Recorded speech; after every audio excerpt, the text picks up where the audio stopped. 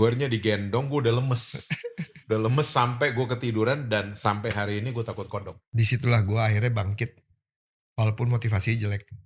Motivasi gue mau lawan Tuhan. Itu ya, namanya juga perceraian. Itu menyedihkan, tapi yet akhirnya Tuhan juga pulihin semuanya. Ya.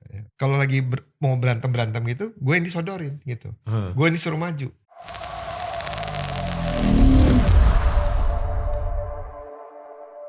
Nah, jadi yang disuruh lo ngomong duluan lo. Iya, gue lo robot aja. Nah, sesi hari ini kita mau ngomong learn from our past. Good. Bahasa Indonesianya? Belajar dari masa lalu. Oke, iya. Apa pengalaman lo yang banyak, masa lalu banyak. Ya, masa lalu tuh yang paling membekas, sesuatu yang menjadi pembelajaran gitu. Atau mulai yang ringan-ringan dulu lah, yang lo nakal-nakal masa lalu. Pernah nakal gak sih?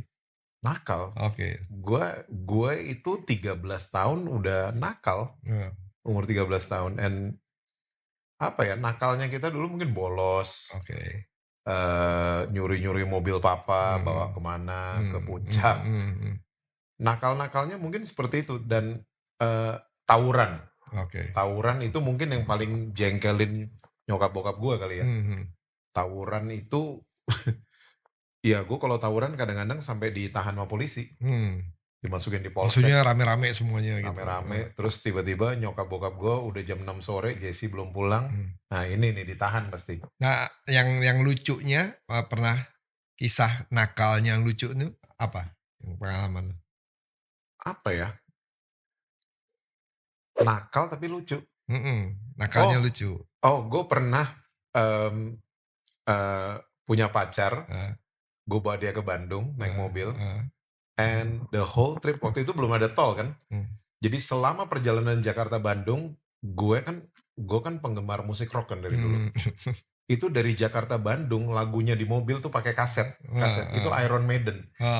Band dari Inggris yang wow 4 jam. Sampai di Bandung, itu pacar gue nangis. Gue tanya, kenapa gitu? Aku gak kuat sama lagunya. Dia ternyata gak kuat sama lagunya. Emang dalam perjalanan dia gak ngomong apa-apa? Dia gak ngomong apa-apa selama perjalanan. Kenapa? Takut malah? Mungkin takut segala macam. Dan kan perjalanan ke Bandung zaman dulu kan menegangkan kan. Iya. Lewat puncak ya? Lewat puncak, terus lewat apa tuh Padalarang bla bla bla gitu. Jadi sampai Bandung baru dia naik. Buat gue sih itu paling lucu sih. Paling lucu. Emang kenapa lo gak ambil Wush aja? Wush? Tau kan Wush? Wush kan belum ada zaman dulu ya. Belum ada. Terus kalau lo apa? Enggak, lo diputusin gak sampai di Bandung?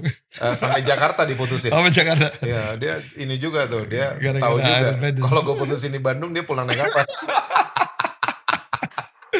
Pintar juga tuh cewek ya. Iya, pintar juga tuh. Gue gak mau sebut nama. Gue apa ya? Gue sih sebenarnya ya gue gak pernah nakal sih ya. Gue anak baik sih ya. Gitu. Jadi ini kayaknya episode yang paling susah nih buat gue nih. Kalau mau cerita kenakalan gue. Yang pasti sih kalau mau itu, ya biasalah anak-anak kan semua pengen nyetir ya gitu ya. Jadi waktu itu masih di bawah umur ya nggak boleh nyetir. Jadi gue tinggal di Menteng, Jalan Pekalongan waktu itu.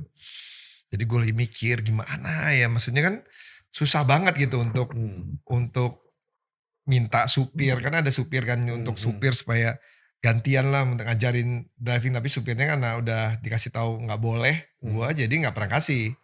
Jadi gue pagi-pagi jam 4 pagi, gue pikir nih gue diem aja nih, gue dorong mobil kan keluar kan gitu. Jadi gue dorong mobil supaya nggak kedengeran kan.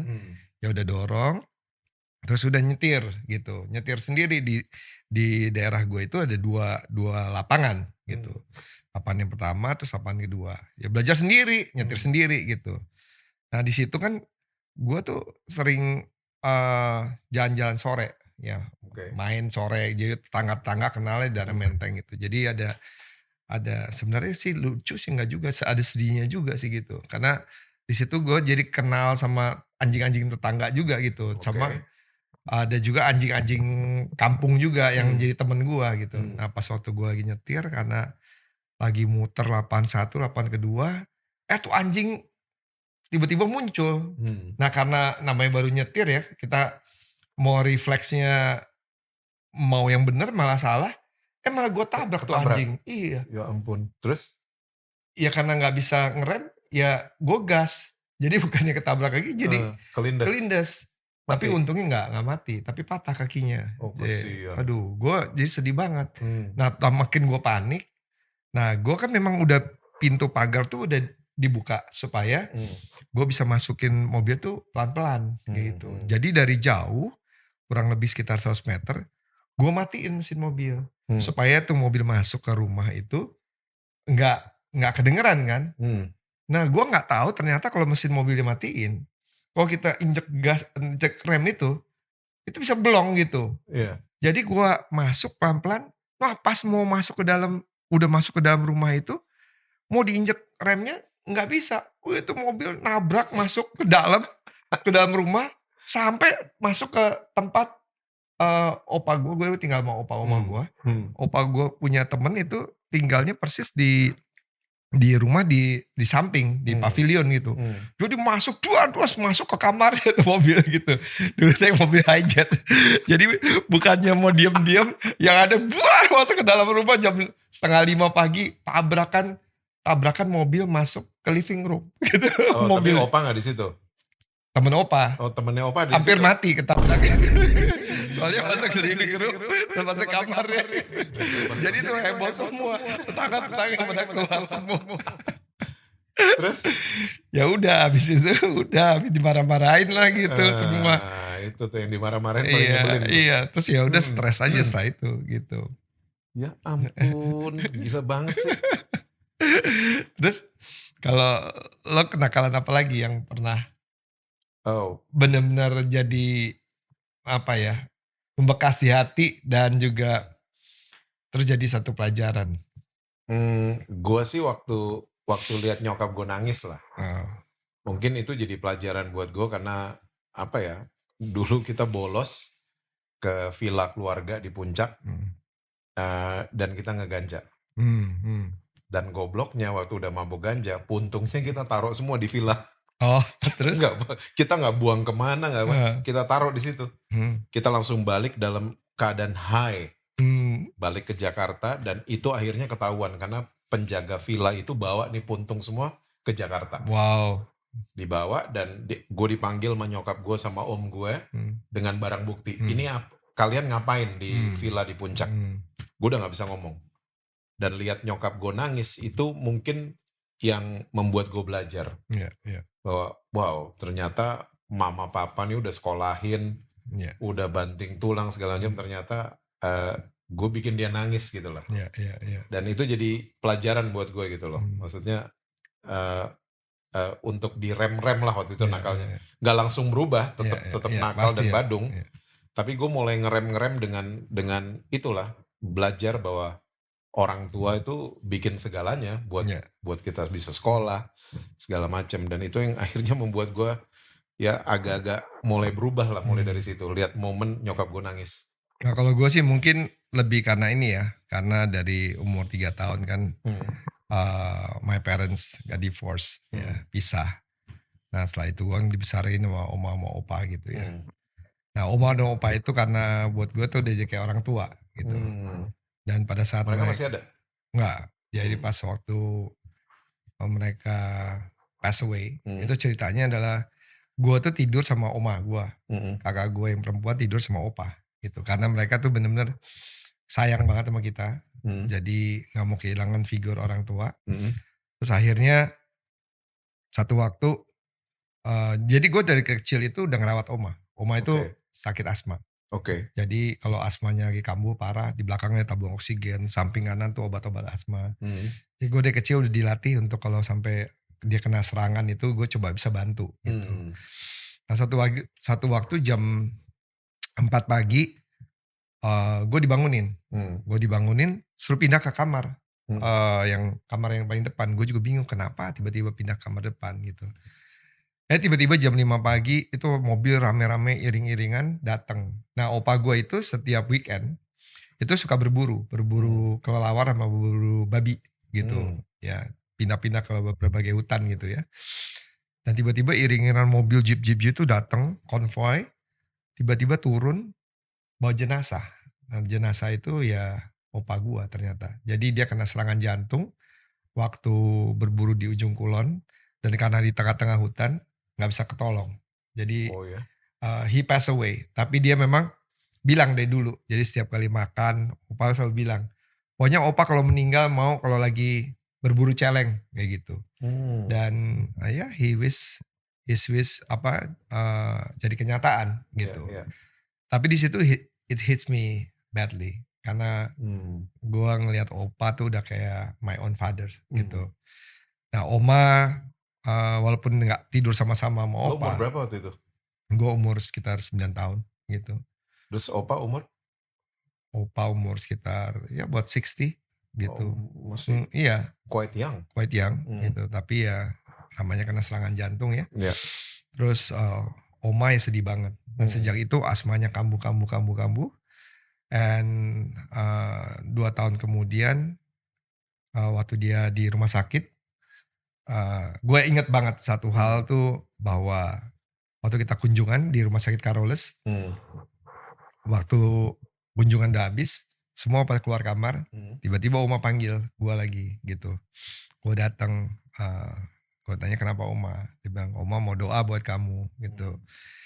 Terus oma bilang, dia ngomong bahasa Belanda kan ke gue, dia bilang satu waktu bahwa Tuhan akan pakai kamu bisa jadi berkat bagi banyak orang.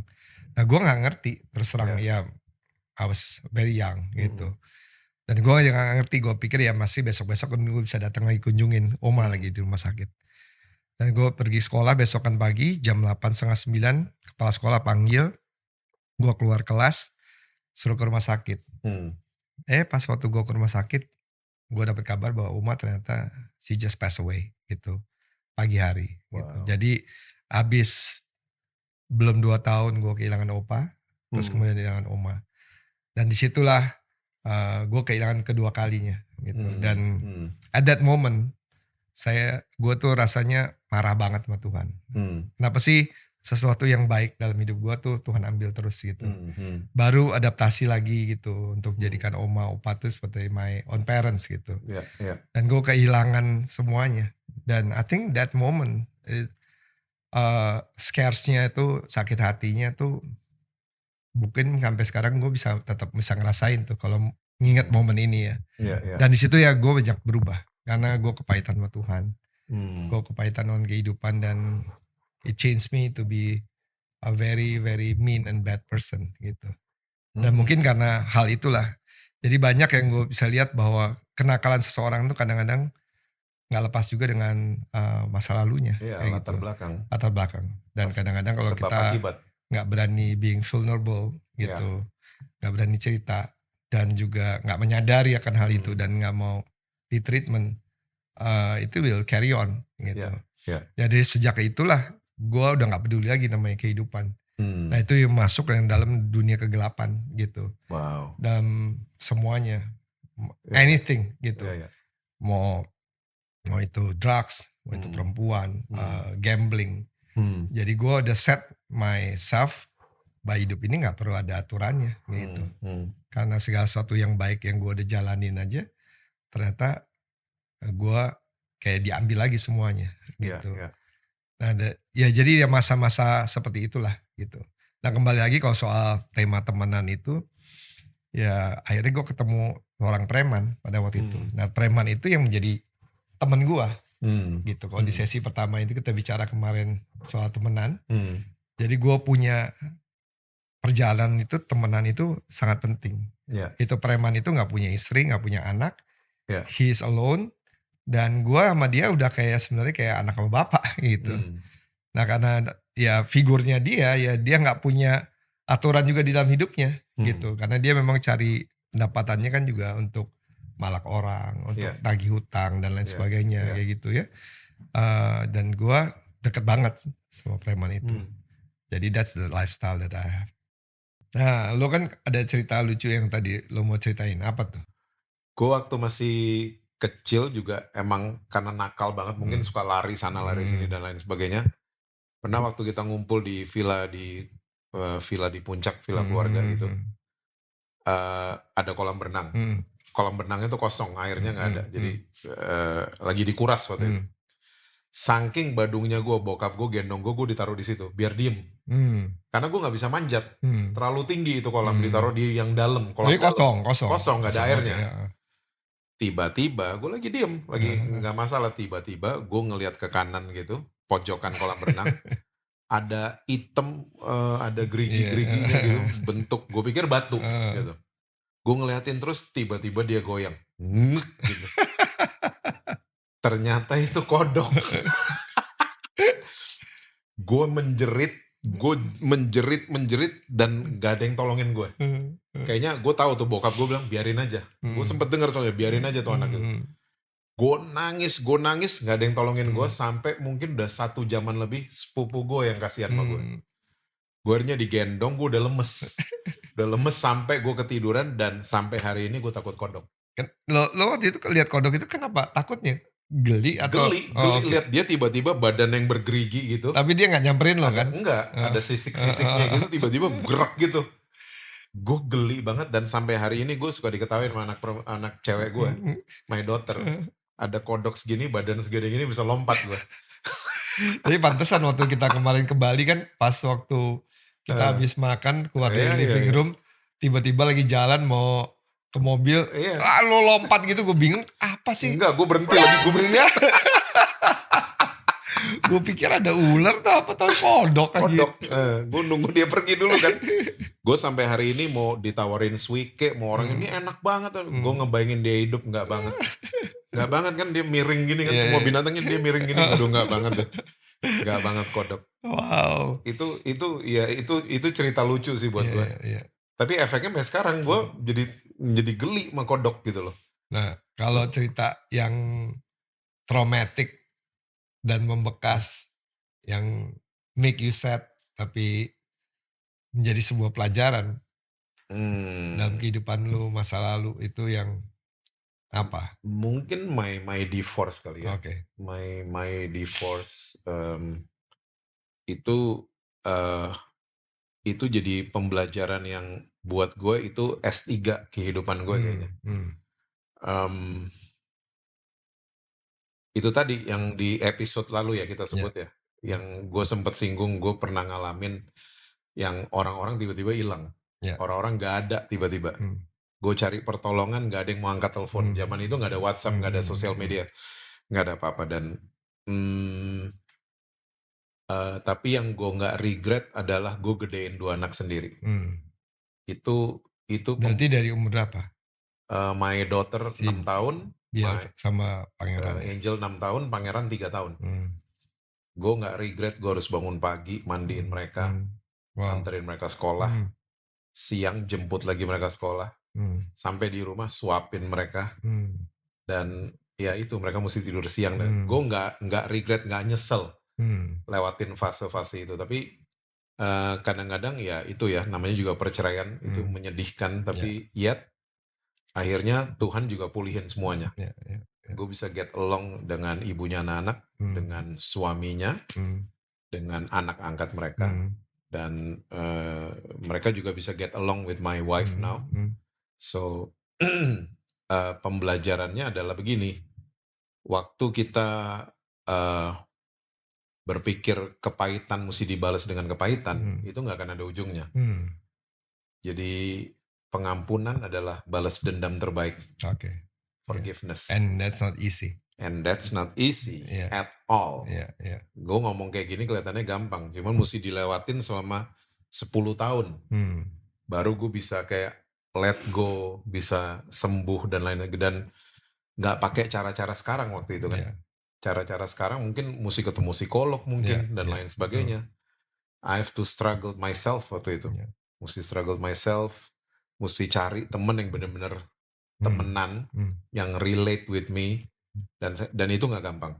Karena semua orang, nggak semua, maksudnya mostly itu nggak ada. When I need them the most gitu loh, itu nggak ada mereka semuanya. Yang gue pikir temen ternyata bukan temen. Di saat itu gue tahu.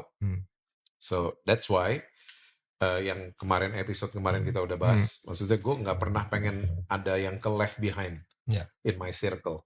Tapi gimana lo bisa survive kalau lo bilang nggak ada yang bisa support, nggak ada yang bisa nolong? My kids. Oke.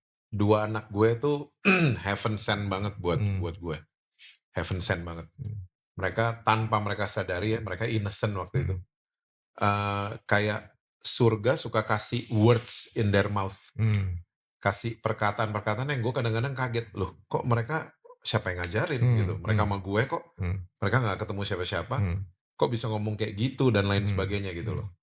Kayak contoh, waktu gue lagi nungguin mereka main time zone, gue lagi kesel banget gitu loh. Gue kesel banget, lagi mau bertindak gitu loh, kekesalan gue, mau ambil action. My daughter keluar dari time zone, peluk gue, Daddy harus banyak mengasihi ya Daddy. Anak umur segitu, siapa yang ngajarin di time zone? Emang dia lihat apa di time zone gitu? So, from moment to another moments, gue jadi tahu bahwa banyak yang Tuhan omongin lewat mereka berdua. Untuk bikin gue survive, jadi survivor. Gitu. Itu istilahnya kita percaya in all season of life. Walaupun kadang-kadang kita, ya sama seperti gue tadi bilang, kadang-kadang kita pikir Tuhan jahat gitu. Cuman itu kan di pikiran kita. Tapi Tuhan tuh selalu menggendong kita. Selalu ada menyertai dalam setiap musim kehidupan kita. Betul. Gue ngerasain banget itu sama 2 anak gue. Karena kita harus pindah ke kos-kosan yang cuman letter L. Ini tempat tidur, ini kamar mandi, sama lemari baju. Tapi kita bisa lewatin kok semuanya. Bisa lewatin. Gue pikir waktu gue pindah ke situ dari rumah gede, gue pikir I cannot do it. I cannot do it.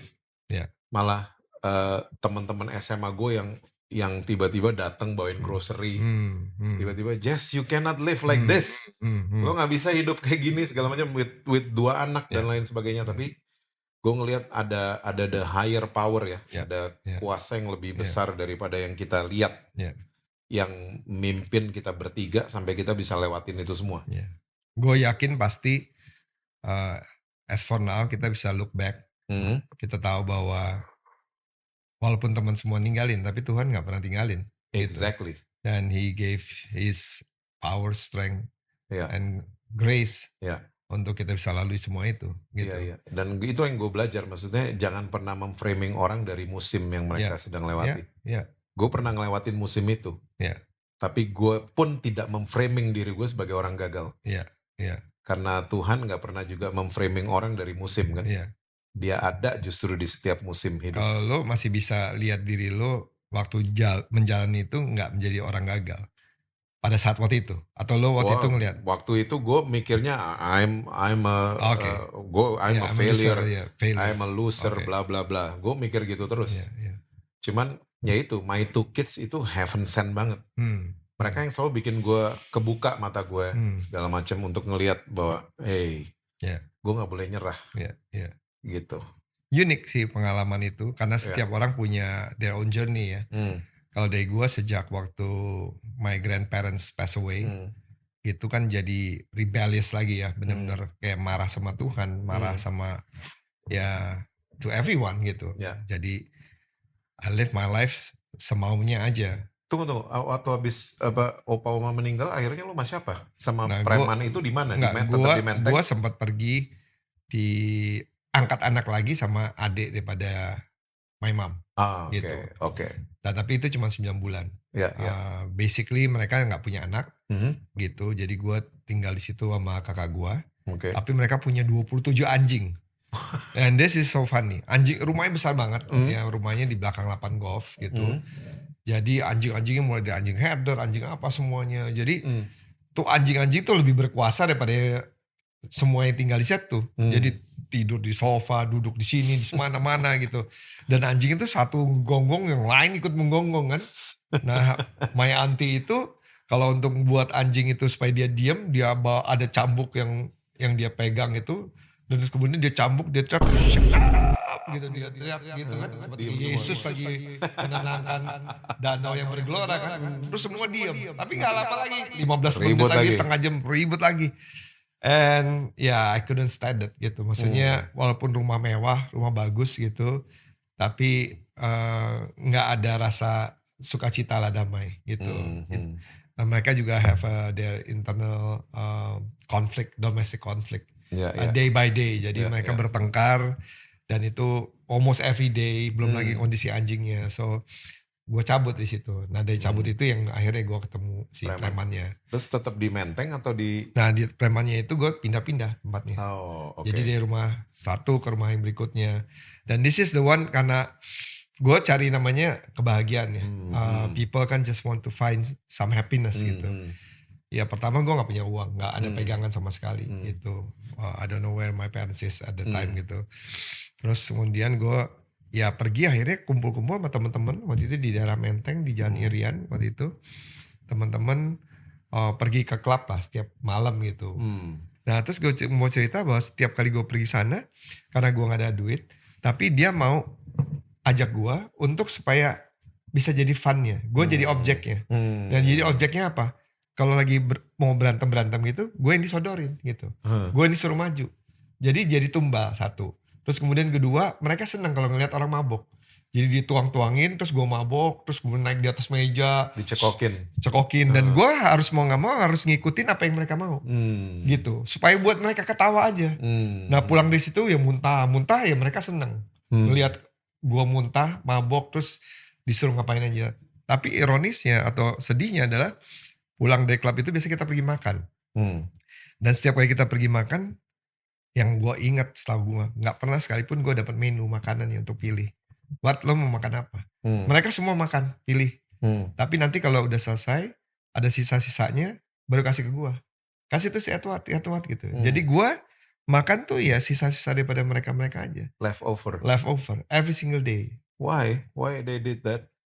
Kenapa mereka bikin gitu? Iya karena sebenarnya mereka juga nggak pengen juga ikut, cuman buat objek buat lucu-lucuan aja, buat seru-seruan aja. Mereka mau ngerjain lo aja. Iya. Dan I have to survive untuk mengisi kebahagiaan, tapi di satu sisi every time I get home I cry gitu. Maksudnya kok hidup tuh kayak begini. There's a day by day itu seperti gitu, terus menerus gitu. Dan kalau makan siangnya, makan pagi hampir nggak pernah ada tuh makan pagi sama siang. Karena gue sama si premannya itu kadang-kadang kita nggak tahu jadwal makannya. Kadang-kadang baru jam 3, jam 4 sore. So basically I'm fasting. Ya puasa tuh makan juga kalau pergi makan juga kalau bisa pergi ke warteg itu seperti ada makanan tempat yang mewah buat gue. Wow. Gitu. Jadi kembali lagi ntar malam lagi. Dan I don't know bisa makan siang jam berapa, makan malam ada atau enggak, atau nanti makan malamnya setelah pulang dari klub. Sampai there's a moment I just cannot continue to live like that anymore. Wow, what a journey juga ya. Iya. Perjalanan juga ya. Jadi I wanna end up my life at that time. Nanti for another episode. Tapi yang menjadi satu pelajaran adalah kalau lo motivasi waktu itu anak-anak lo, kayak gue kan belum nikah waktu itu. Yang memotivasi gue ada satu, seperti diingatkan gini. Dalam keadaan titik terendah dalam hidup gue, orang juga gak peduli sama gue. Temen juga make me as an object. Kalau gue meninggal, I become nothing. I inherit nothing. Kita tidak memberikan satu contoh kehidupan yang baik. My life story is just the negative life story. Yeah. Jadi disitulah gue akhirnya bangkit. Walaupun motivasi jelek. Motivasi gue mau lawan Tuhan. Gue coba bilang, okay God, kamu ambil semua yang terbaik dari hidupku. I challenge you that I can be successful without your help. Itu motivasi gue. Walaupun gue salah ya kayak gitu. Dan gue coba membuktikan kepada dunia, kepada Tuhan, bahwa gue sanggup. Bisa sukses. Dan bisa sih. Tapi nanti next episode ada tungguin ya teman-teman. Dan ternyata suksesnya itu bukan suksesnya yang seperti Tuhan inginkan. Karena I did it all by myself. Ya. Tapi sebenarnya di balik semua itu gue tahu penyertaan Tuhan itu sebenarnya sempurna. Iya. Jadi ternyata semua masalah yang ada itu mesti di-embrace ya kalau kita mau lihat dari sisi positif ya. Ternyata sampai di titik ini ternyata itu semua pembelajaran kan. Ya. Kayak kita lagi di-prepare, lagi dipersiapkan gitu loh. Makanya kenapa podcast ini kelihatannya kita ngobrol-ngobrol. Tapi sebenarnya kan kita nggak mungkin bisa ngobrol sama semua orang di waktu yang bersamaan atau bilang nih sama 1000 orang kita ngobrol. Tapi biar melalui pengalaman-pengalaman ini orang bisa belajar. Karena setiap kali gue ngobrol sama orang, waktu mereka dalam titik terendah, waktu gue share seperti begini, mereka seperti dikuatkan kayak gitu. Ternyata mereka nggak sendirian gitu. Gue juga ketemu sama kan. Orang-orang yang been through divorce dan lain sebagainya, justru ternyata ada yang relate sama mereka. Dan dengan kita seperti ini kan membuat lebih luas gitu audiensnya untuk bisa dengar pengalaman kita, walaupun memang nggak semua solusi yang kita alami menjadi solusi buat mereka semua. Tapi mereka ngambil prinsip-prinsip kehidupan. Satu hal ya, you just never give up gitu. Karena one thing I know that God never given up on us. Tuhan nggak pernah menyerah sebenarnya. Cuma perspektif kita aja yang ngerasa Tuhan tinggalkan. Tapi God is always for us. Oke. Jadi kita abis ini mau sesi food testing. Food testing, bukan cicipin. Gila nih, ini apa nih hari ini? Bukan cicip ya. Abis? Food testing. Food testing. Ini apa ini? Ayo, coba ayo. Kak Jesse jelasin. Coba jelasin, breakdown. Kalau nggak kacamata nggak kelihatan nih. Oke. Ini makanan gue kecil nih ternyata. Oh, lo tahu? Iya, gue kan kecil suka di Batu Malang, Jawa Timur. Ini makanan Jawa Timur ini, namanya kupang. Jadi kupang emang Jawa Timur? Hah? Nama makanan. Oh. Heran deh. Kenapa jadi kupang? Hah? Kenapa kupang? Gue nggak tahu kenapa dinamain kupang. Nanti Google ya. Oh, kenapa? Tapi, cobain dulu. Nah. Ada ikan ini ya? Ada salmon ya? Salmon? Iya, yang kecil-kecil tuh, yang kecil-kecil apa? Salmon emang kecil-kecil. Gimana kecil-kecil? Habis apa?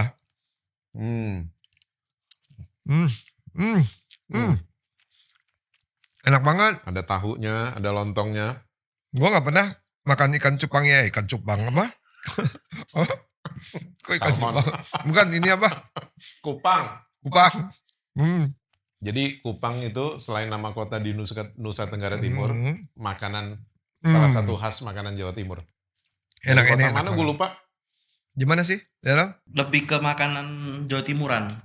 Jawa Timuran. Lontong kupang. Hah? Jadi kalau misalkan di Google, kupang itu kayak hewan laut, semacam kerang yang bentuknya emang kecil-kecil kayak biji jagung.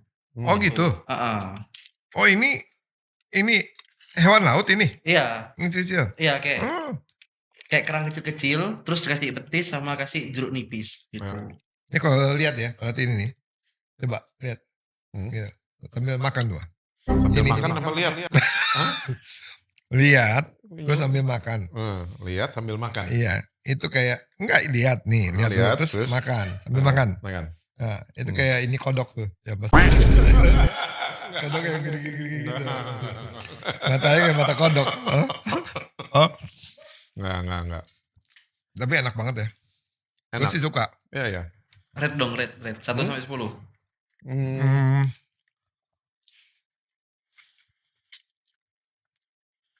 Kalau gua 7,5.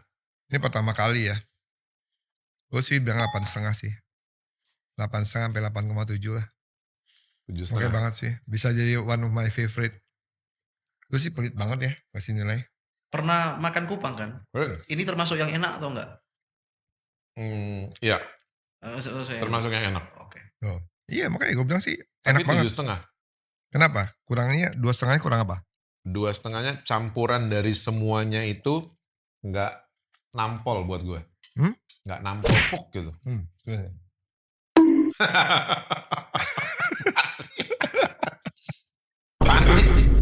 Katanya nggak nampol. Gila ya. Gila, gue gak bisa berhenti makannya enak banget. Kita ke Kupang, Nusa Tenggara Timur. Oke. Kita habis ini ke Jember. Nggak nyambung banget. Oke guys, teman-teman. Sampai ketemu lagi di next episode. Ciao.